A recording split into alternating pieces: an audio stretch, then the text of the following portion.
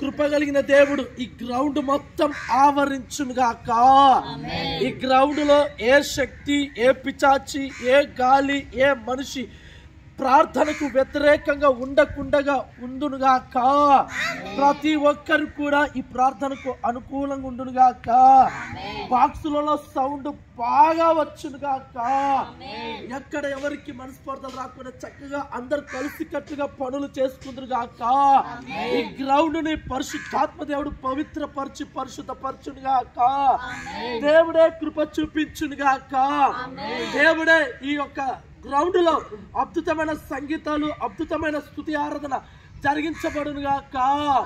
ఎన్నడూ ఎప్పుడు లేనంతగా కొత్తగా ఈ కొత్త సంవత్సరం ఈ మొదటి నెలలో గొప్ప వాక్య సందేశం విడుదల కలుగునుగాక.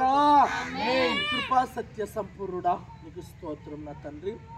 మీరు ఉండి ఈ గ్రౌండ్ లో కార్యములు అద్భుతములు జరిగించండి అయ్యా. ఎవరికి ఇబ్బందికరంగా లేకోకుండా అందరికీ అనుకూలంగా సాయం చేయండి అయ్యా. ఈ గ్రౌండ్ లో సంచరిస్తున్న దురాత్మ ఇప్పుడే తొలగిపోవునుగాక ఆజ్ఞాపిస్తున్నాం నా తండ్రి.